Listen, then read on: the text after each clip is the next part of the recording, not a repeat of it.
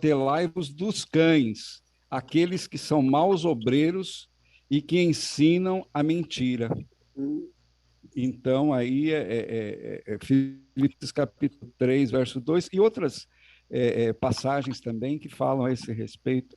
Então, esses cães aí, inclusive os judeus chamavam os romanos de cães, né? E também os fariseus, eles chamavam os romanos de cães. Então, cães indivíduos são pessoas e não animal, o bichinho em si. Como é bom ter um pastor no grupo. É só bênção. Só bênção. Só bênção. Que isso. É isso aí. A gente cresce junto aí, gente. Legal. Acho que agora, Nino, tá todo mundo aí. Chegou o Dino. Se o Dino chega, quando chega, é hora de começar. Entendeu? Seja bem-vindo, Dino. Dino apareceu? Ah, o Dino está aqui. Ó. O áudio não está passando, Dino. Dá uma olhada no microfone aí. Agora melhorou. Você está onde, Dino? Gato. Desligou o microfone, Dino. Tá desligado, Dino. Pronto. Agora sim. Você fala da onde, Dino? Ah, acho que ele está com problema de áudio.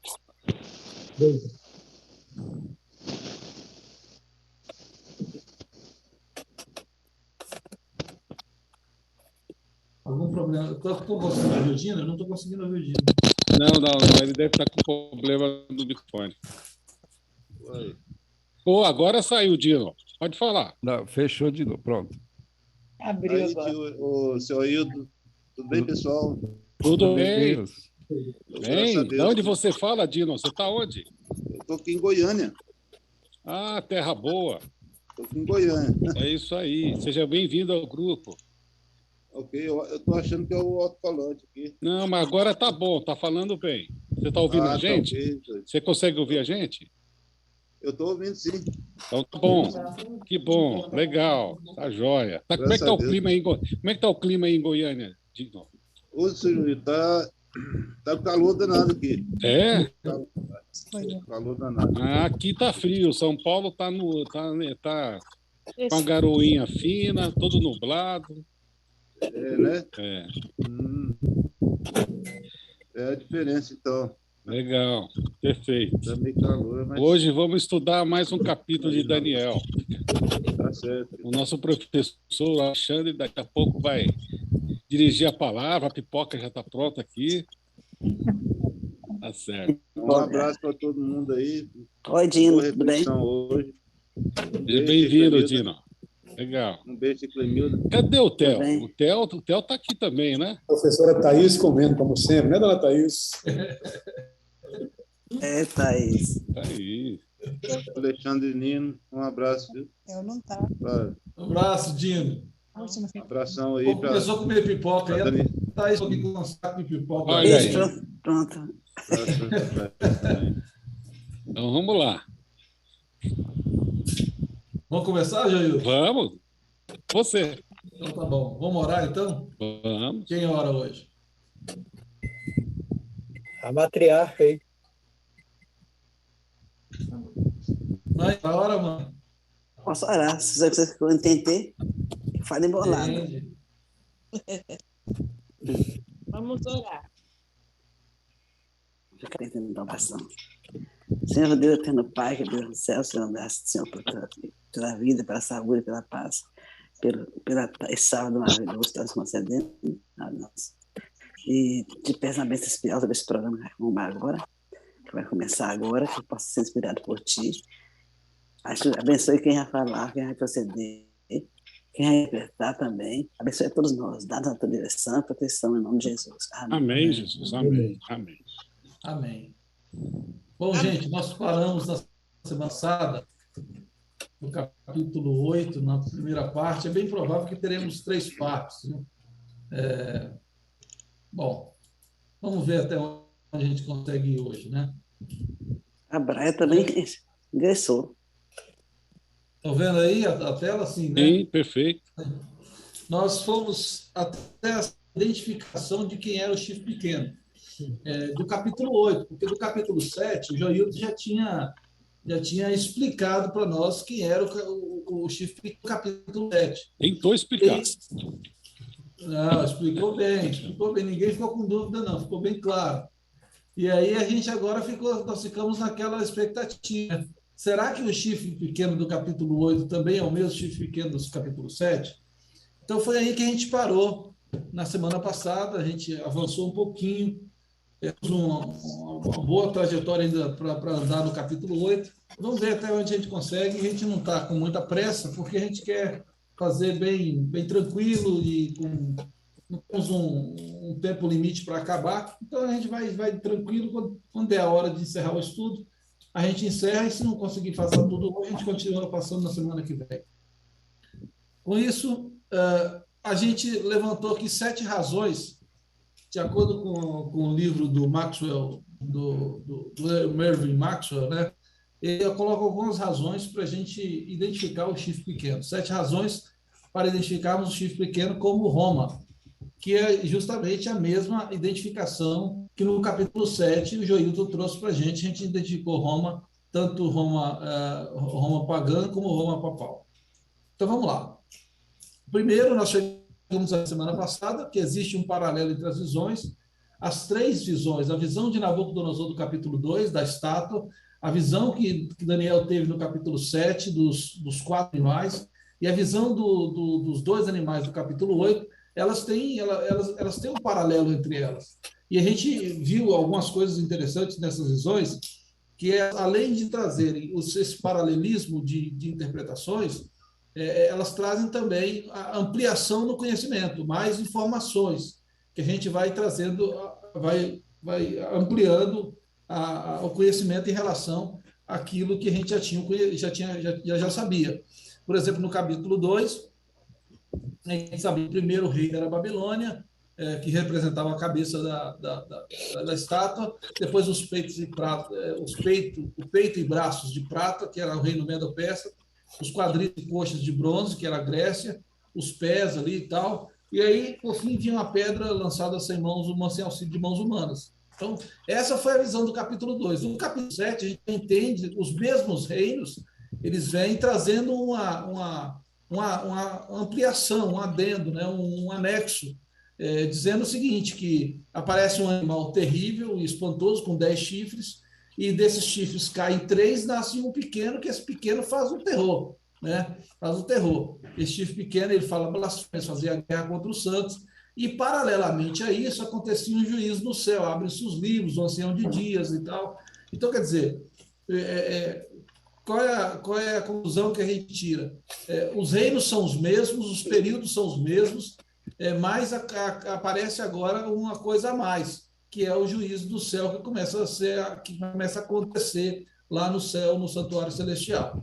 E termina com os santos recebendo o reino. Bom, o capítulo 2 termina com a pedra acertando os pés da estátua, esmiuçando a estátua, dizendo que a pedra reina, cresce, e é o reino de Deus que cresce, que toma conta. Ao mesmo tempo, paralelamente, os santos recebem o reino. E o que vem no capítulo 8 que traz a expansão do nosso conhecimento? E aí, no capítulo 8, não fala sobre Babilônia, porque já estava no final do reino de Babilônia, né? Babilônia já era. Daniel está ali já no finalzinho, quando ele está no 2º ano do reinado de Belsazar, no 3º ano do reinado de Belsazar, quando ele recebe a visão dos 2 animais. E 2 animais que não eram 2 animais assim tão espetaculares ou espetaculosos, né, como diria o pessoal aí, dos 4 animais estranhos, né? Leão com asa, urso, não sei o quê, leopardo. Não tinha esses animais. São 2 animais muito conhecidos dele, um carneiro e um bode. Um carneiro com 2 chifres e um bode com um chifrão, né, um chifrudão. E aí vem esses dois animais que a própria Bíblia, né, o próprio anjo interpreta para Daniel e fala assim, olha, o carneiro com 2 chifres é o Medo-Persa. A gente poderia pensar que era Babilônia, mas não é. O próprio anjo já fala, não, o carneiro com 2 chifres é o Medo-Persa. E o bode chifrudo é a Grécia. Então, assim, pela sequência Aí ele apresenta, ele fala assim, olha, esse bode chifrudo, o chifre vai quebrar, vai nascer 4 chifres, os 4 ventos da terra, e de um deles, que a gente viu que desses deles aí não é dos chifres, mas sim dos ventos, né, pela questão da conjugação dos verbos com o substantivo lá, da questão do grego, né, a gente percebe que não é dos chifres, mas sim dos ventos, vai sair um reino que vai vir com tudo. E esse reino vem cheio de poder. E aí, novamente, ele tem um chifre pequeno, ele cresce para o Oriente, para o Sul, para a Terra Formosa, ele ataca o príncipe do exército, interrompe o sacrifício contínuo, persegue os santos, e traz o extra. Né? O extra é o quê? Que nesse meio termo acontece a purificação do santuário. Então, dos motivos, e acho que esse motivo já é suficiente para a gente entender o chifre pequeno como Roma, o Império Romano, tanto a fase de Roma, Império Romano, sem e com a participação da igreja do Roma Papal, a gente já percebe que é esse é o chifre pequeno. Né? É o mesmo chifre pequeno do Daniel 7, e o mesmo, está tudo em paralelismo. E junto com isso, traz uma ideia a mais. Bom, então, enquanto acontece o juízo no céu, acontece também a purificação do santuário. As duas coisas estão associadas e paralelas. A visão do capítulo 8 termina com o quê? Com um chifre pequeno que é destruído sem auxílio de mãos, assim como a pedra que é lançada sem auxílio de mãos humanas. Então, veja o paralelismo que acontece entre as três coisas. E aí a gente traz a interpretação. A segunda vinda de Jesus é o final de tudo que termina. Os santos recebem o reino, o chifre pequeno é destruído, e esse reino de Deus cresce de forma extraordinária. Bom, esse é o resumo da primeira identificação, dos 7 temas que identificam Roma como o chifre pequeno. Mas vamos avançar para mais alguns. Foi aí que a gente parou. Na semana passada, nós paramos exatamente nesse ponto, fazendo já uma revisão de tudo que a gente viu. Né? Roma apareceu do Ocidente, tendo saído de um dos 4 ventos, e justamente isso que acontece. Por quê? Porque tem aquela ideia que a gente comentou um pouquinho sobre isso, Raimundo falou um pouco sobre isso na semana passada, sobre Antíoco Epifânio, que poderia se assumir esse posicionamento de ser o chifre pequeno. E a gente já viu que não tem como, e a gente vai abordar um pouco mais esse assunto um pouquinho mais para frente. Primeiro eu vou apresentar os porquês de Roma ser, e daqui a pouco vamos ver o porquê de Antíoco Epifânio não ser. Tá? Então, Roma aparece de um dos 4 ventos, e Antíoco Epifânio sai de um dos chifres. É diferente uma coisa da outra. Antíoco Epifânio vem do chifre, dos Seleucidas. Lembra, né? Vamos pegar aqui o mapa. A Roma ela vem dos ventos, porque ela não faz parte de nenhum dos chifres. Ela vai crescendo, ela vai para o norte, vai para o sul, né? Ela cresce e vai em direção à Rosa, que é Jerusalém, que é ali a região da Palestina. Então, algumas conquistas de Roma, por exemplo, a Macedônia, que é a região da Grécia, que é a região justamente onde estava ali um dos cornos, né, um dos chifres. Macedônia, em 168 a.C., foi conquistada por Roma. A Síria, que está um pouquinho antes da Palestina, ali de Jerusalém, foi em 65 a.C. A Palestina foi em 63 a.C. E o Egito, finalmente, a parte do sul, né, que Roma conquista, foi em 30 a.C. Então, a gente percebe assim, a evolução de Roma, do Império Romano, que foi conquistando e avançando. Então, mais uma característica que tem lá as definições do que era o chifre pequeno, o que ele fez, que se encaixa com Roma. Exatamente. Oi. Deixa eu falar só uma coisa que causou, assim, a semana passada, que a gente houve houve uma pequena divergência, uns falando sobre chifres, outros falando sobre vento. O importante notar é o seguinte: quando tem os chifres, nós sabemos que é o quê? São reinos, certo? E quando nós vamos falar em ventos, é o quê? É confusão, guerras. Então, a Roma Papal ela aproveita, porque, na verdade, como é que fala? O chifre pequeno que surge, ele não surge de um reino, ele surge justamente desta confusão.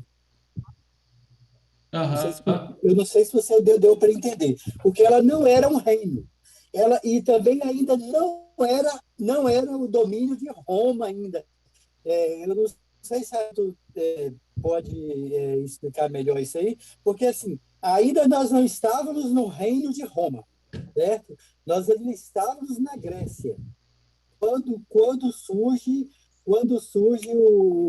esse chifre pequeno. Então, ele sai de uma confusão, entendeu? De uma guerra, das guerras que havia, ele começa a subir, a ter poder. Depois é que se torna um poder maior, quando assume Roma, e depois se torna Roma papal. Eu não sei se é certo disso. Uma outra característica também, Jesus falou lá em São Mateus 24:15, sobre a abominação que haveria. E ele falou isso, mas Antíoco Epifânio morreu quase 200 anos antes de Jesus fazer essa declaração. Só isso quebra toda a ligação dele com a profecia do chifre pequeno. E o chifre pequeno representa um poder, algo que ia estender-se até o santuário celestial. Ele foi uma coisa muito pequena. O próprio Sir Isaac Newton, ele fala que não existe nenhuma correlação. Ele escreveu isso em 1763, né?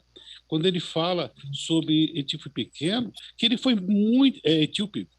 Ele foi muito pequeno, foi algo muito pequeno em relação ao que ele fez. Ele profanou o santuário, né? Ele chegou lá, ele sacrificou um porco dentro do templo, mas ele não destruiu o santuário. Quem destruiu o santuário foi o general Tito. Ele foi lá e ele não queria destruir. Os templos eram tão lindo, tão bonito, que ele tinha orientado os soldados romanos lá em 70, né, quando ele foi invadir Jerusalém, ele falou, não destrua o templo. Mas um soldado, ele jogou uma tocha dentro do templo e pegou fogo para cumprir a palavra de Jesus, que não ficaria lá pedra sobre pedra, entendeu? Então, está longe a ideia de o etíope ser, ou de alguma forma ser o chifre pequeno, né? Correto, Joilton. Raimundo também. Obrigado pela contribuição. E é isso mesmo. Está longe de um Antíoco Epifânio. Ele é muito pequeno para ser a ponta pequena, né? Minúsculo. Ele é minúsculo. Mas vamos avançar aqui mais algumas características, né? E justamente sobre isso que o Joilton falou, Roma engrandeceu-se contra o príncipe do exército. Pôncio Pilatos, os soldados que condenaram e crucificaram Jesus eram todos romanos. E mais uma característica, né? Outra, o último império é duro como ferro e terrível como uma besta. O Império Romano foi o império mais cruel. Assim, a gente está tentando classificar o Império Romano como sendo o chifre pequeno, né? Roma pagã e Roma papal perseguiram, mataram e torturaram um grande número de cristãos, como nós vimos no estudo do capítulo 7. O Joilton abordou sobre isso, colocou alguns detalhes bastante interessantes. Quem não acompanhou pode pegar o vídeo lá na playlist lá do nosso amigo Elias, aí ele tem tudo isso. Nós não vamos entrar nesses detalhes de novo, mas está tudo lá. A história conta como que foi nos dois períodos de perseguição. O primeiro período ali com Roma pagã e depois com Roma papal. Aconteceu essa perseguição em relação aos cristãos. Então, isso tudo identifica, né? Roma pagã e Roma papal tiraram o contínuo e deitaram abaixo o lugar do santuário. Então, assim, no Antíoco Epifânio, essas foram algumas características que a gente vê, cara, que apontam o Império Romano, né? Não somente Roma, mas o Império Romano, como o chifre pequeno, né? Como o chifre pequeno. Então, lembrando aqui das características, se engrandeceu contra o exército do céu e alguns do exército das estrelas lançou por terra e os pisou e se engrandeceu até contra o príncipe do exército. E por ele foi tirado o sacrifício contínuo e o lugar do seu santuário foi lançado por terra. E um exército foi dado contra o sacrifício contínuo por causa da transgressão. E lançou a verdade por terra e o que fez e prosperou. E aí vem um detalhe muito importante que a gente recorre para entender Daniel 8:11, a gente recorre a questão da tradução, né? O que é essa tradução aí do sacrifício contínuo? Porque, na verdade, quando a gente vai para o original, e eu trouxe aqui o texto em original, eu não entendo nada de hebraico, tá, gente? Não entendo mal o modo português, mas tem na internet, fácil de acesso aqui, é o interlinear, né? A Bíblia interlinear. Então, tem aí o original. E o hebraico vai da direita para a esquerda. Então, aqui vai falando esse verso 11 que nós acabamos de ler aqui, e se engrandeceu até o exército dos céus, e tiraram o sacrifício contínuo e o seu lugar do seu santuário lançado por terra. Então, quando você vê aqui embaixo, a palavra sacrifício, ela não tem aqui no original. O que tem aqui é uma palavra chamada tamid, ou tamid, não sei qual é a pronúncia correta, mas esse tamid significa contínuo, continuamente, diário. E a tradução, ela trouxe um acréscimo. Ela colocou essa palavra sacrifício contínuo. Então, na verdade, aqui quando a gente olha tirou do seu lugar o contínuo, e por ele foi tirado o contínuo, e o lugar do seu santuário foi lançado por terra. Então, na verdade, não é o sacrifício contínuo. Lá, a tradução correta seria tirado o contínuo, não o sacrifício contínuo. Entende? Então, agora, por que essa tradução ela faz essa adaptação? Por que a tradução acrescenta sacrifício à palavra contínuo? Justamente por causa de Antíoco Epifânio. Porque existem três métodos de interpretar as profecias. Tem o preterismo, o futurismo e o historicismo. O preterismo, quem interpreta a profecia a partir do preterismo, joga tudo para o passado. Tudo já se cumpriu. Tudo cumpriu-se no passado, em algum momento da história. Quem interpreta como futurismo, joga tudo para o futuro. Não, nada disso aconteceu, vai acontecer ainda. Vai acontecer ainda. E a maneira correta de interpretar a Bíblia é através do historicismo. Que a Bíblia, interpretar as profecias, a profecia ela está dentro da história. Ela vai acontecendo ao longo da história. E essa é a maneira correta. Então, quando você joga para o preterismo, quando as pessoas jogam para o preterismo, elas precisam encaixar alguma coisa para resolver a questão do Antíoco Epifânio, para resolver a questão do chifre pequeno. Então, aí entra o Antíoco Epifânio. E o Antíoco Epifânio diz assim, a história vem da dinastia Seleucida, de um dos chifres, né, de um dos 4 chifres, aquele que pegou a parte da Ásia ali, da parte do Oriente Médio, dos 4 generais, né? Antíoco Epifânio veio dos Seleucidas. Eu tenho um reinado muito pequeno olha só, ele reinou de 75 a 64 a.C., 11 anos. Acho que foi Raimundo que falou, ou Joilton, quando a gente fala de um chifre, a gente está falando de um poder, e não apenas de um... E não de uma pessoa. De um rei, de uma pessoa. Isso aí faz muito pouco. Ele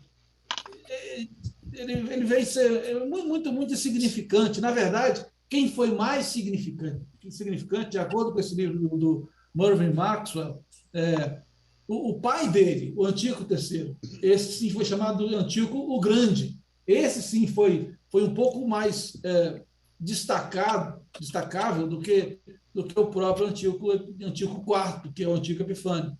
Ele conquistou alguns territórios do Império Romano. Até coloquei uma lista aqui de coisas resumidas, que esse livro, Uma Nova Era, segundo as profecias de Daniel, ele fala, seu pai teve uma derrota na Batalha de Magnésia, o que lhe resultou em um acordo com Roma. Então, veja bem, o pai de Antíoco Epifânio, o Antíoco III, esse sim foi grande, mas ele teve uma batalha, teve uma derrota. Nessa derrota, o que aconteceu? O Império Romano chegou nele e falou assim, para a gente garantir que você vai cumprir com sua parte no acordo, nós vamos levar seu filho cativo, que foi Antíoco Epifânio. Então, Antíoco Epifânio foi para Roma e ficou lá, como cativo deles, mas sendo bem tratado. Aí o pai morre e Roma pega o Antíoco Epifânio e fala assim, não, você vai assumir lá, e vai assumir o lugar do seu pai. Então, foi por iniciativa do Império Romano. Veja como que o negócio desse Antíoco Epifânio ele era meio fraquinho. Ele era dependente de Roma, ele pagava tributo para Roma. Exatamente. Por quê? Porque o pai dele fez algumas revoltas lá, principalmente ali no Egito, na região ali, e aí o Império Romano foi e tomou conta do negócio e colocou a corda no pescoço do pai dele. E aí, Antíoco Epifânio, quando ele assume, ele quis restaurar a cultura dos gregos, né? Aquela que tinha se passado muito, a questão da cultura grega, estava perdendo um pouco. E aí ele começou a fazer essa revolução, mas Roma não gostou muito desse detalhe aí. E aí tem um registro que diz o seguinte: Antíoco Epifânio, depois de um fugaz triunfo no sul, que era no Egito, foi totalmente derrotado nesse país quando o embaixador romano, Propício Laenas, meramente lhe informou que o Senado romano queria que ele se retirasse. O inflexível romano traçou sua bengala um círculo em torno de Antíoco e exigiu deste uma decisão antes que ele saísse de dentro do círculo. Olha que interessante. Olha que humilhação, né? Olha como que esse cara poderia ser realmente um reino tão poderoso como representado pelo chifre pequeno. Ele passou falou assim: rapaz, você vai decidir aqui agora. Passou uma linha, né, um círculo em torno dele e falou assim: você sai desse círculo aí, eu te mato. Você decide o que você vai querer. Sim ou não? E ele abaixou a cabeça e aceitou. E aí, assim, realmente não faz sentido o Antíoco Epifânio ser o chifre pequeno, uma vez que a gente tem inúmeras razões para mostrar que Roma, pelo paralelismo, já seria suficiente.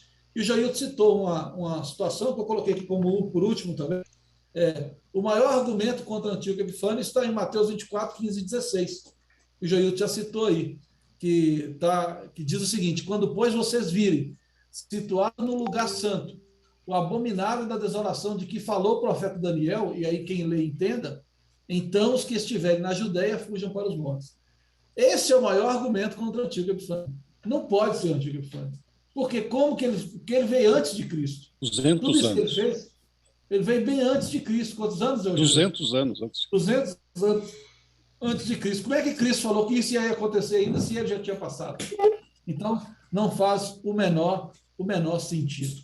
Ok? Nino, Alguém pediu a palavra aí? alguém pediu antes de mim? Se quiser, pode falar, fica à vontade. Vai lá você então, Ailton. Eu? Nino, quando a gente volta para Daniel 7, que nós já estudamos, nós passamos assim um pouco mais, eu diria assim, mais... Eu não me lembro da gente ter tocado nesse aspecto. Quando fala em Daniel 7, 25, proferirá palavras contra o Altíssimo. Isso aqui quer dizer o quê? Proferirá palavras contra o Altíssimo, magoará os santos do Altíssimo, a gente sabe que é perseguição e tal. Mas palavras contra o Altíssimo é no sentido de blasfemar, ou seja, pegar ali algo que era uma atribuição de Deus, né? Que é, por exemplo, perdoar pecados e se colocar na condição de querer perdoar pecados. Mas o que me chama a atenção é essa questão de cuidará em mudar os tempos e as leis. E aí o Antíoco Epifânio não tem nada a ver com isso. E a gente sabe que isso aí aconteceu em dado momento, isso é só a gente pegar, por exemplo, os 10 mandamentos e comparar com a alteração que foi feita por Roma dentro da própria lei de Deus. Sim, a gente viu isso no capítulo 7. A gente viu até o estudo do catecismo. Sim, vários documentos da Enciclopédia Católica, sim, mostrando, ele se posicionando até acima de Deus, dizendo que ele poderia até julgar um anjo. Exatamente, né? Exatamente. Então, bem lembrado, Joilton, agora eu já estou tendo Alzheimer, mas ainda bem que... O alemão. O alemão. Agora, você vê que coisa, dessa questão de mudar os tempos e a lei, é algo assim que Antíoco Epifânio não tem nada a ver com isso aí. Não. E Roma, sim, Então, Roma, sim, a gente vê o poder romano, agora religioso, né? Não mais o poder romano político, mas o poder romano religioso, ele entendendo que a tradição e a autoridade investida dos líderes religiosos dá condições para eles fazerem esse tipo de alteração. Ou seja, é uma tremenda sacada política, né? Como a Bíblia apresenta ali dentro dos 10 mandamentos Por exemplo, o segundo mandamento, que fala que nós não devemos adorar imagens, né, e nem escultura, e nem fazer imagem, e nem tampouco se prostrar diante dela. O poder religioso agora não mais, mas o poder político, o poder religioso não mais, mas o poder político sim, para atrair os pagãos, né, porque os pagãos eles querem algo para adorar, tem que ter algo visível.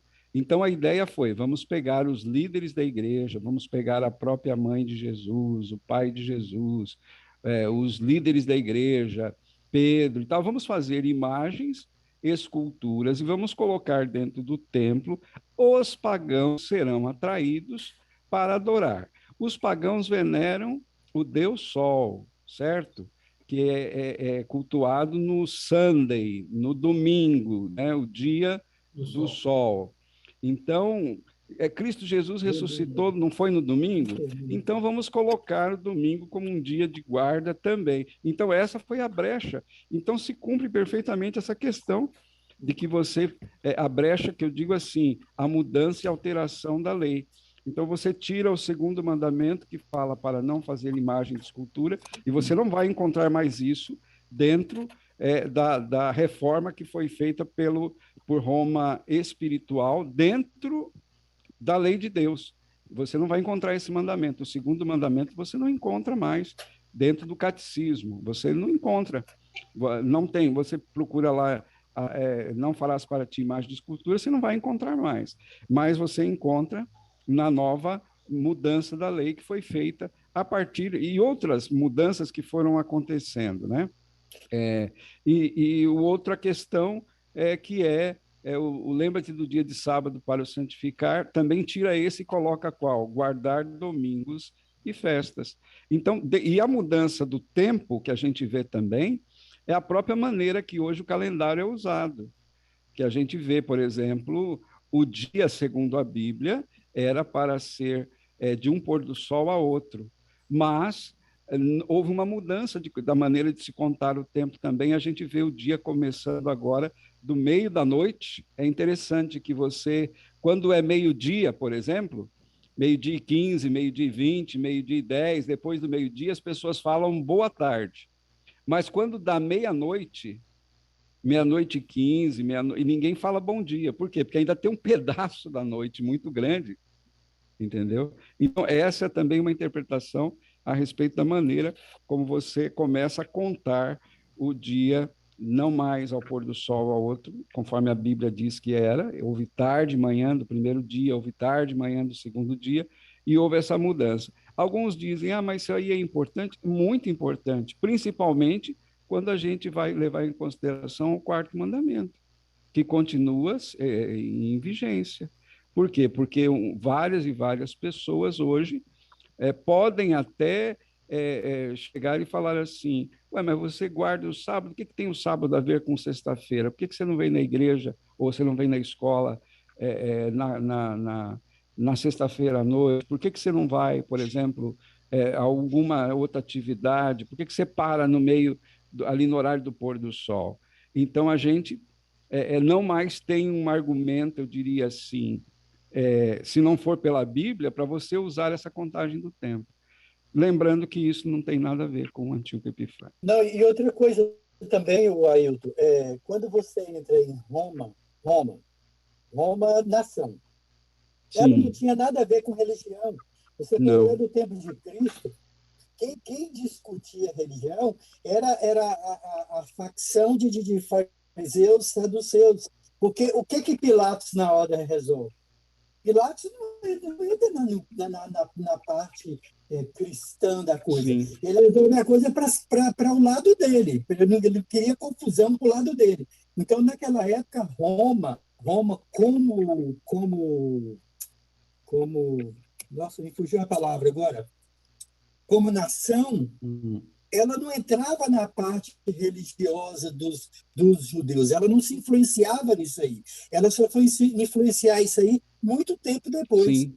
Ela sempre tinha tolerância religiosa dos outros povos. Sim. Só quando a cristandade nasceu é que houve a intolerância e a perseguição dos cristãos.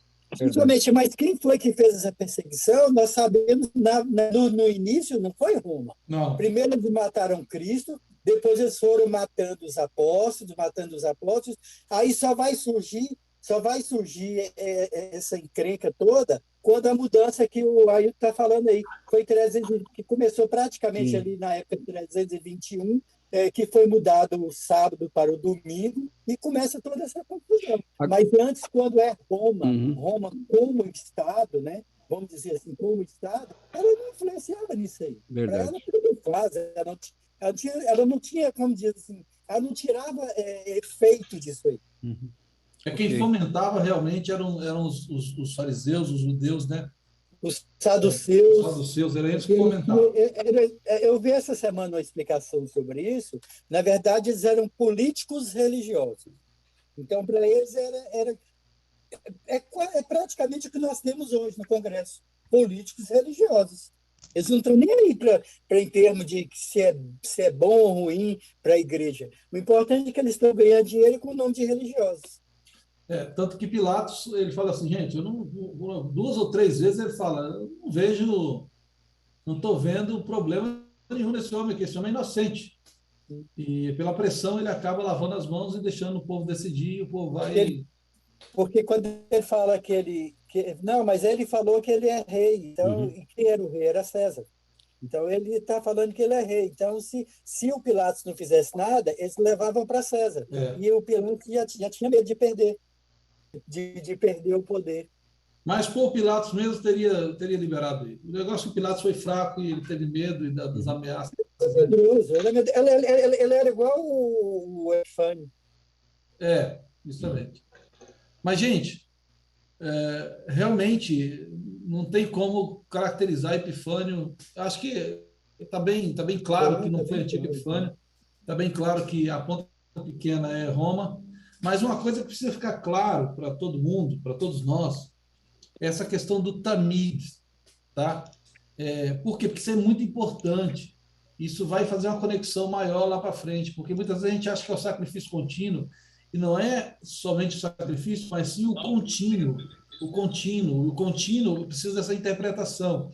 Eu já mostrei para vocês aqui essa tradução do contínuo, o que isso significa. Até no inglês aqui está o diariamente, né? Aqui no inglês está diariamente, mas se vocês olharem as traduções que tem para contínuo, busquei um pouco mais de informação sobre isso, e existem 3 palavras que estão relacionadas com essa daí, o Hata Tamid, o Tamid e o Atamid, não sei se essa é a pronúncia, mas se vocês olharem aqui ao redor, tem vários textos bíblicos, eu coloquei alguns, tá? Vários textos bíblicos que aparecem a palavra tamid. E aí, sempre a tradução vem, tá no inglês, mas você não precisa ser nenhum expert em inglês para perceber que tem a ver com continuidade, contínuo, com temporal, com uma coisa que acontece sempre, com uma coisa que é repetitiva. Vai vendo aí as traduções, olha, sempre, todos, continuamente, sempre, continuamente. E aí, é importante a gente entender isso.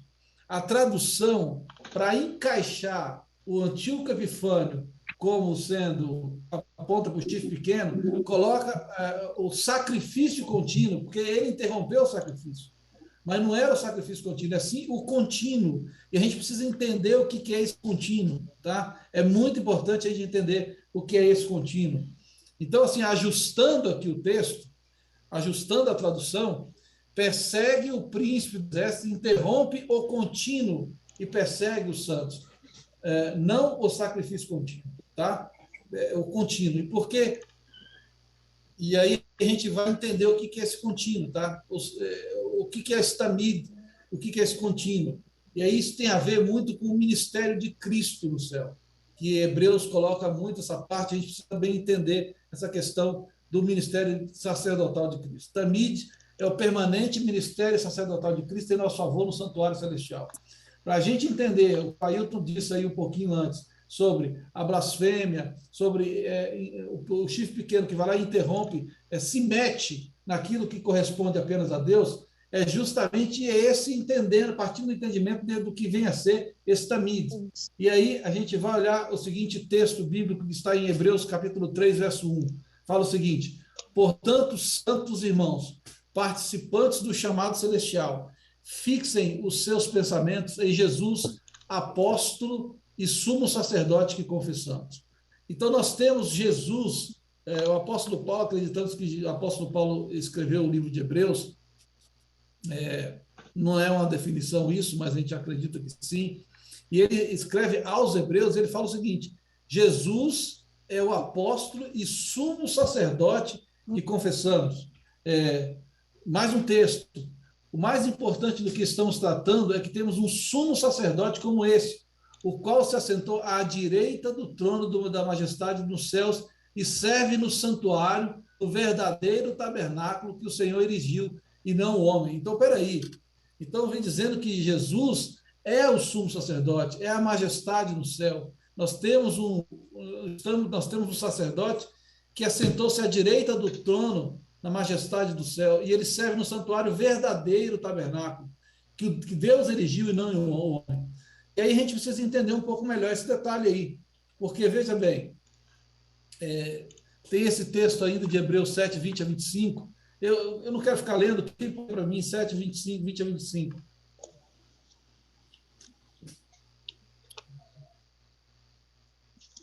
Vamos ver a participação da turma aí. Hebreus 7? 7, 20 a 25. 20 e 25. Isso não aconteceu sem juramento. Bora, todo mundo? Além disso, há o juramento de Deus. Não houve juramento quando os outros se tornaram sacerdotes.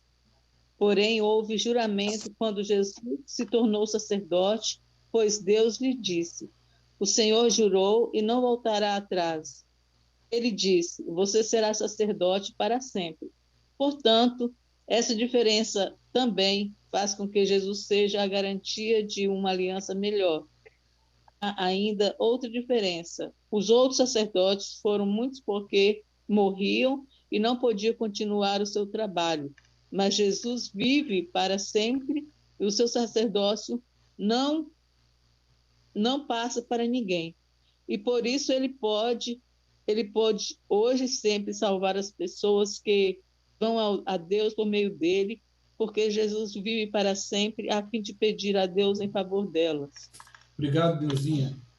Você vê que a ideia é, nós temos um sacerdote no céu. Jesus subiu aos céus e agora exerce essa função de sacerdote para sempre. Amém. Porque os outros sacerdotes que tinham na terra, eles eram sacerdotes, mas eles eram por um tempo. E a morte os impedia de continuar o trabalho deles. Mas isso que Jesus exerce um sacerdócio permanente, e ele vive para interceder por nós. Então, é importante, quando a gente estuda o capítulo 8 de Daniel, a gente entender essa questão do tamid, porque essa questão do contínuo, porque é o trabalho do sacerdotal de Cristo no céu. E quando a gente está falando ali que atinge, quando o chifre pequeno atinge lá dos exércitos, que interrompe o contínuo que ele está interrompendo é o contínuo que acontece no celestial, no santuário celestial. Alguma coisa é interrompida lá. Exatamente, amigo. Por que interrompido? A gente tem que entender um pouquinho, se o senhor permite a palavra. O santuário terrestre, as pessoas, quando cometiam um pecado, você ia explicar essa parte? Vamos falar um pouquinho mais para frente, mas pode falar. Não, se for, eu deixo mais para frente. Então, deixa eu avançar um pouquinho. Estou percebendo que você vai falar mais na frente. Então, vai lá. A gente precisa, realmente, como o Joilton falou aí, a gente precisa entender melhor o santuário. Por quê? Por que a gente precisa entender? Porque é importante para nós e para Deus. Bem, quando o povo sai do Egito, é bastante interessante isso, porque quando a gente entende assim, Moisés vai lá e resgata o povo, e Deus dá poder para as pragas, e Moisés realiza muitos poderes, muitas maravilhas no Egito, e o povo sai do Egito e chega nesse ponto aqui. atravessam o Mar Vermelho, e aí aqui em cima está Jerusalém, aqui em cima está Canaã. Por que eles não vão direto para Canaã? Ou já que passaram por aqui e entraram pelo lado, pelo oeste, né? Atravessando o Mar Morto lá em cima, por que não foram direto? Desceram. Por que eles desceram? Essa é importante a gente entender. Porque Deus tinha um plano especial. Não era simplesmente subir. Não, peraí, calma aí, vocês não vão direto para Canaã. Existe uma aliança que nós temos um pacto. A gente precisa rever esses termos desse pacto. Eu estou estudando isso essa semana aí, na lição de Deuteronômio, estudamos isso nessa lição. Existe um pacto. E a gente precisa rever isso. Deus leva eles, em vez de levar para o lado certo, Deus leva para o lado oposto. Eles vão lá para o Sinai. E chega lá no Sinai, Deus apresenta para eles os 10 mandamentos. Ó, vem cá, nós precisamos renovar a aliança. E aí aparecem os 10 mandamentos, Deus mostra para ele os 10 citados aí pelo Ailton, e a gente tem essa situação, e os 10 mandamentos Deus apresenta para ele. Quando o Senhor terminou de falar com Moisés no monte, deu-lhe as tábuas de pedra da aliança, tábuas de pedra escritas pelo dedo de Deus, os 10 mandamentos. E aí Moisés desce com esses 10 mandamentos. E junto com os 10 mandamentos, vem alguns outros sistemas, algumas outras instruções especiais.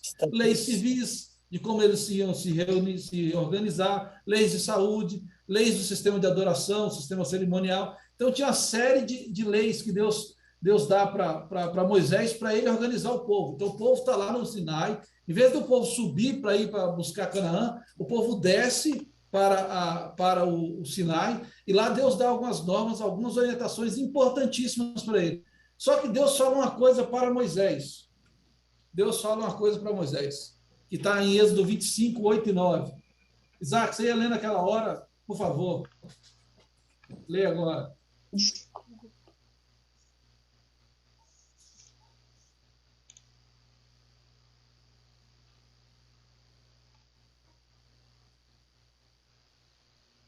Isaac? Ele caiu. Você ler para a gente aí? Vou ler. E farão um santuário para mim. Todo mundo. E eu habitarei no meio deles. Farão tudo como eu lhe mostrar, conforme o modelo do tabernáculo e de cada utensílio. Êxodos 25, 8 e 9. Tem duas partes aí bastante interessantes. Obrigado, Isaac. Me farão um santuário e eu habitarei no meio deles. Esse é o primeiro ponto. E o segundo ponto, faça como eu lhe mostrar, conforme o modelo. Existe um modelo.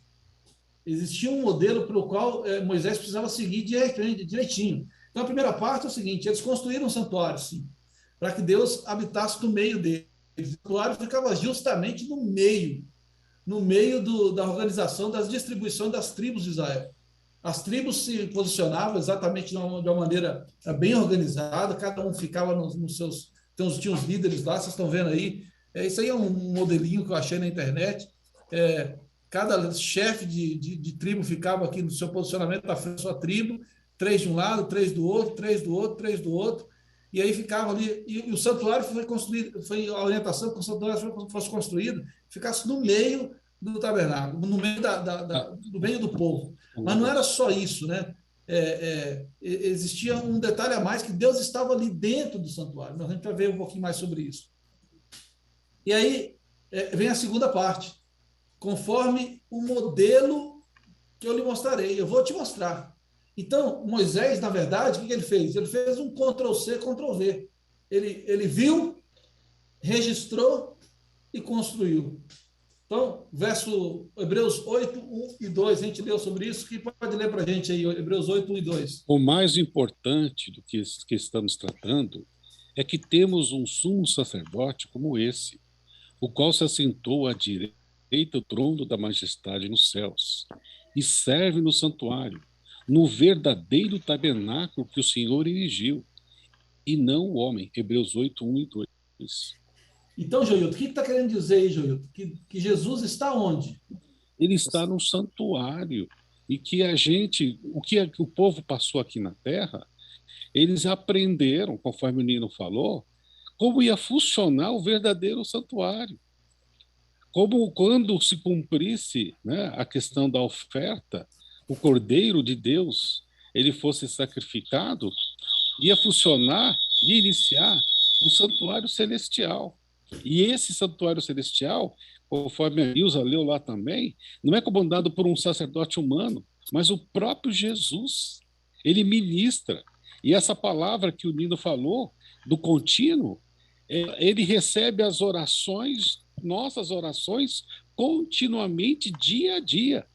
Esse santuário está em pleno funcionamento e Jesus está intercedendo diariamente por nós lá.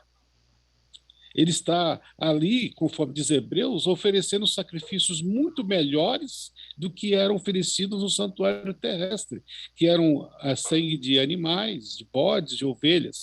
Lá, quando eu, a Elaine, o Nino, quando a gente comete um pecado, a gente ora e Jesus recebe o nosso pedido de oração, e quando é apresentado o pecado, a gente sabe que o salário do pecado é a morte, ele apresenta um sacrifício para limpar, para pagar a dívida do nosso pecado, que é o próprio sangue. Ó Senhor, está aqui o Joilton, ele está pedindo perdão, ele está orando, a oração chegou aqui no céu, e eu estou pagando esse pecado, porque ele crê em mim. A única coisa que o Joilton pode fazer para ser salvo é crer, e ele crê em mim, e eu estou oferecendo o meu sangue no lugar do pecado dele.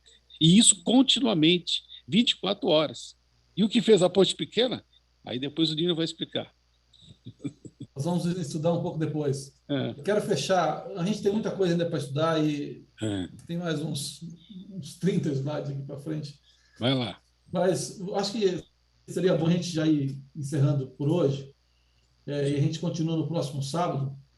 Mas eu queria fechar com essa palavra que o Joilton falou. A parte 2 diz: eles servem no santuário que é cópia e sombra daquele que está nos céus. Já que Moisés foi avisado quando estava para construir o tabernáculo, tenha o cuidado de fazer tudo segundo o modelo que lhe foi mostrado no monte. Por quê? Porque isso tem um simbolismo muito grande, isso tem um significado muito grande. Deus conduziu o povo do Egito primeiro para o Sinai, porque antes deles assumirem a terra prometida, eles precisavam refazer um pacto de aliança que foi perdido. Eles tornaram-se escravos do Egito. Eles perderam completamente a noção dos 10 mandamentos. Que escravo tem direito de quê? Escravo tem direito de nada. Então, escravo, ele não guardava o sábado, eles não guardavam, eles não sabiam de nada, eles tinham que fazer o que o chefe fazia. Eles perderam a noção de ser um povo escolhido. Então, Deus traz esse povo de novo. Primeiro, antes de entrar para Canaã, fala assim: nós temos um pacto.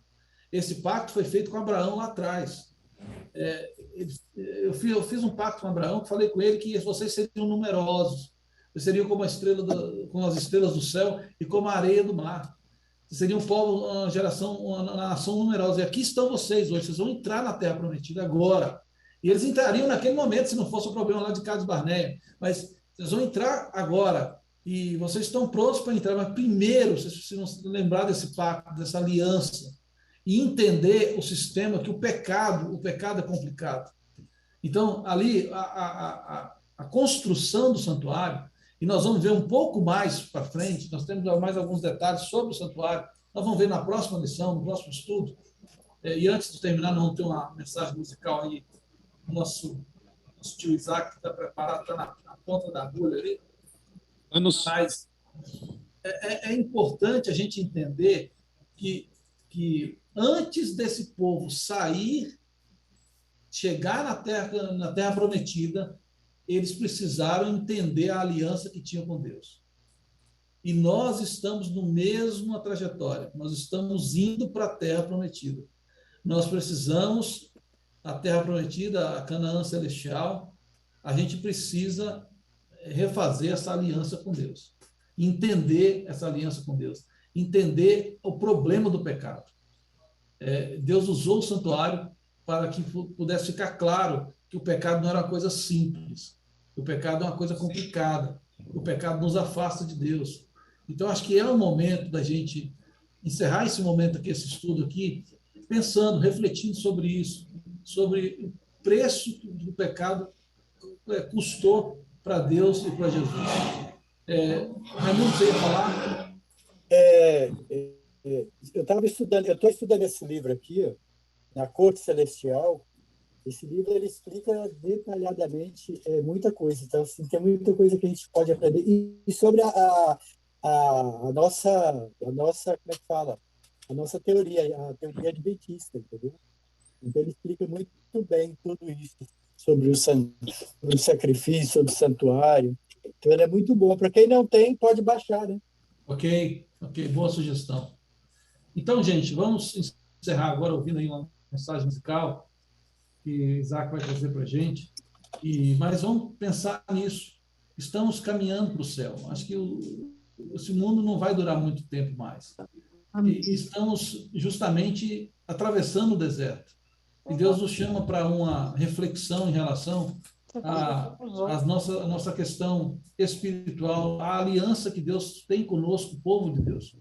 Então, nesse caso, a gente precisa realmente pensar, para a gente não errar como aqueles que ficaram 40 anos no deserto e não alcançaram a Canaã celestial, a Canaã terrestre, porque não confiaram, porque murmuraram, que ficaram no meio do caminho, que não confiaram no poder de Deus. O Nino, libera o compartilhamento para mim? Já foi. Vê se você consegue aí. Tá. Senão eu vou te colocar como co-host aqui. Então, gente, eu gravei isso rapidamente hoje, à tarde, então dá para escutar, viu? Está conseguindo, Joilton? Veja se passa aí para o áudio chega para vocês aí. Esse hino é pertinente ao estudo do livro de Daniel. Cativeiro em Babilônia.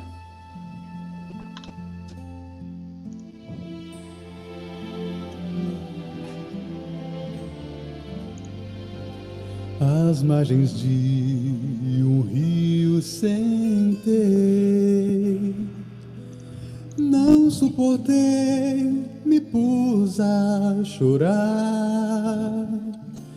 Em cativeiro estou e então fiquei sentindo falta do meu lar. Com minha harpa o que fazer? Pendurei pra não mais tocar. Como podia em terra estranha ter uma canção para louvar? Meu Deus, permita só uma vez mais o meu cantar. Sião, meu lar ficou para trás, só em lembrar que dor, só resta esperança que irei voltar ao lar, pra então cantar mais uma vez, Senhor.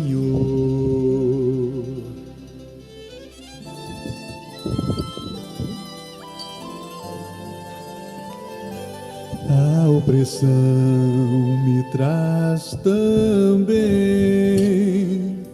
grandes saudades do meu lugar. Como esquecer meu lar, Jerusalém? O que mais quero é voltar. Meus opressores querem ter melodia em meu alegrar. Minha tristeza e dor não podem ver. Já não é mais prazer cantar. Meu Deus, permita só uma vez mais o meu meu cantar. Sião, meu lar, ficou para trás, só em lembrar que dor, só resta a esperança que irei voltar ao lar, pra então cantar mais uma vez, Senhor.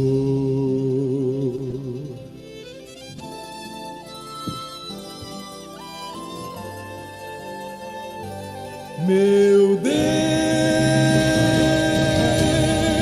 permita só uma vez mais o meu cantar. Sião, meu lar, ficou para trás, só em lembrar que dor, só resta a esperança que irei voltar ao lar, pra então cantar mais uma vez, Senhor.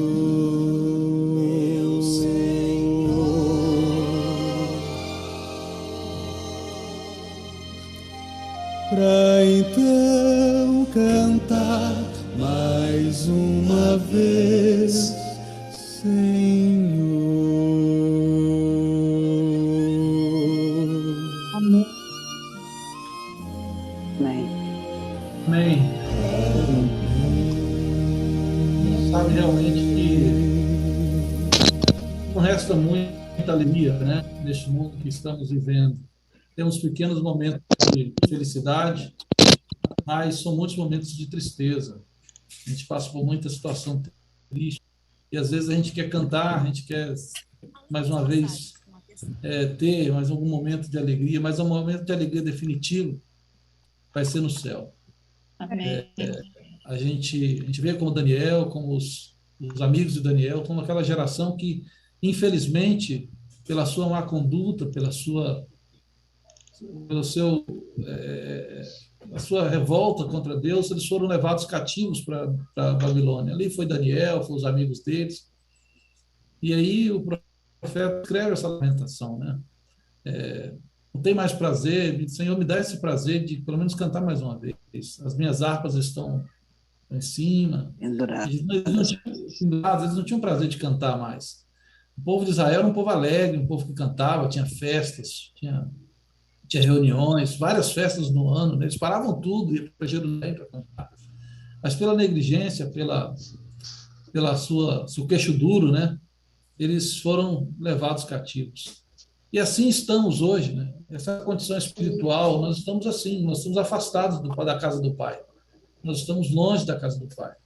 Mas Jesus está voltando para nos buscar. Tem muita tristeza, tem muita agonia, tem muita dor, mas Jesus está voltando para nos buscar e aí nós vamos poder cantar novamente. Né? Amém. Assim como a música Ô, Nino, eu queria, se você permite, agradecer, chegou mais alguém depois que a gente iniciou, né?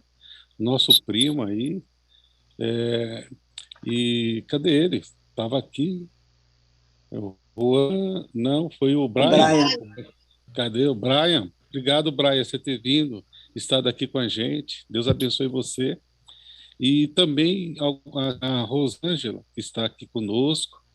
E antes de fazer a última oração, eu queria pedir uma oração especial.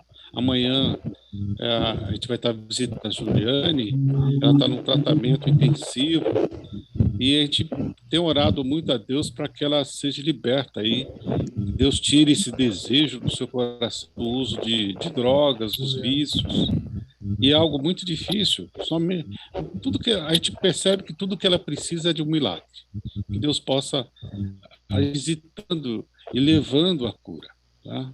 Eu peço de uma maneira especial também pela Samanta, pelo meu lar, pela nossa vida, que Deus possa estar, assim como ele tinha uma coluna de fogo durante o dia, para proteger durante a noite, para iluminar aquele acampamento no deserto, e uma sombra para aliviar do calor quente, que ele possa sempre estar nos protegendo na sua sombra, na sombra do Onipotente, nos protegendo de todos os males.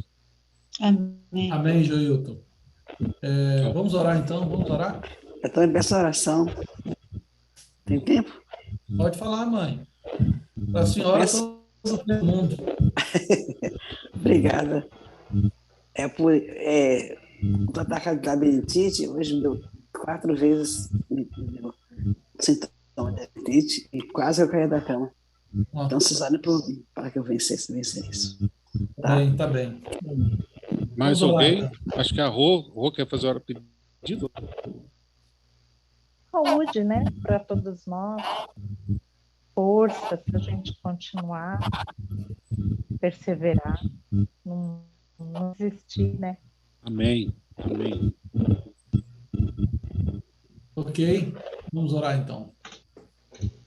Senhor, Santo Pai que está nos céus, muito obrigado, Pai, por esse momento que tivemos aqui juntos, mais uma vez como família, estudando o livro de Daniel, as profecias concernentes ao fim dos tempos, as coisas que acontecerão e que já aconteceram.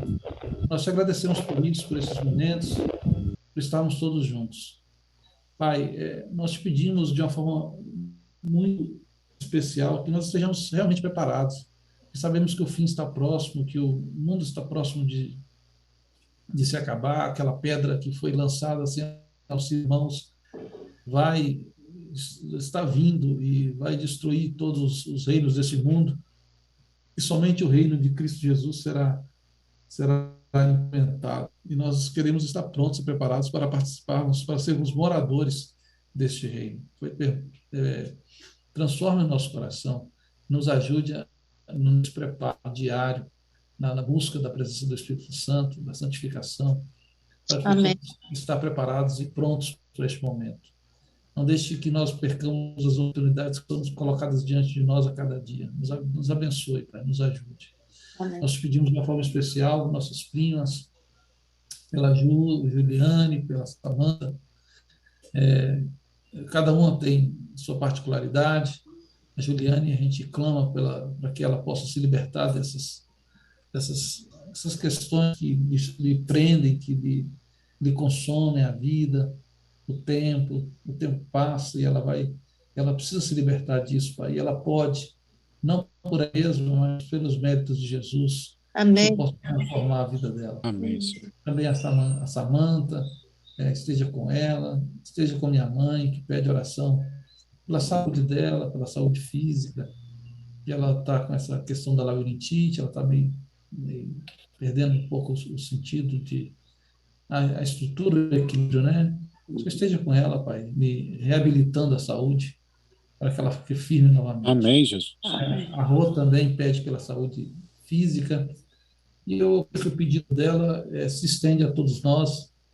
Também precisamos de saúde, precisamos de tranquilidade, de paz, de confiança.